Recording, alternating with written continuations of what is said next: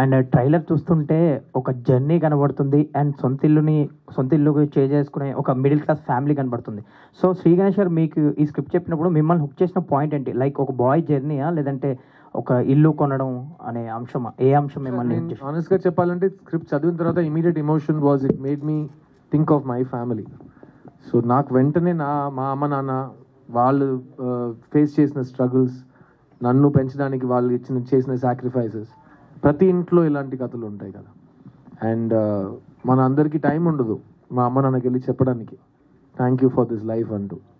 కొన్నిసార్లు ఒక సినిమా చూస్తుంటే అది అందరికీ ఈక్వల్గా కమ్యూనికేట్ అయిపోతుంది.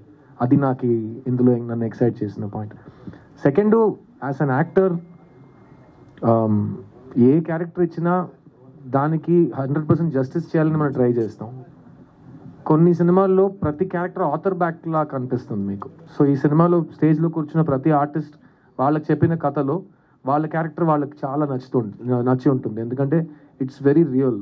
అండ్ ఎక్కడ ఒక్క షాట్ కోసం కూడా సీన్ని వదిలేసి సడన్గా వేరే మూడ్కి వెళ్దాం, వేరే జానర్కి వెళ్దాం, అది కాకుండా ఇట్స్ జస్ట్ రియల్ ఫ్యామిలీని చూసినట్టు అనిపించింది నాకు స్క్రిప్ట్ చదివినప్పుడు.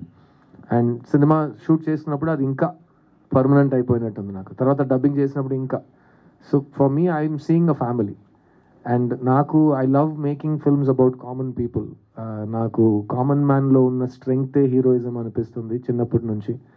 అది మనం స్క్రీన్ హీరోయిజంతో ఎప్పుడు వీ కాంట్ కంపేర్ ఇట్. ఎందుకంటే one is fantasy, one is real. So real లైఫ్లో జరిగే హీరోయిజం అంటే నాకు చాలా ఇష్టం. ఆ హీరోయిజం జరుగుతున్నప్పుడు మన హీరో అని మనకు అనిపించదు, ఎవరు మనకు చెప్పరు. 5 years తర్వాత, 10 years తర్వాత, సమ్ టైమ్స్ మనం చనిపోయిన తర్వాత చెప్తారు. అది నాకు చాలా ఇష్టం. So that's what I liked about this script.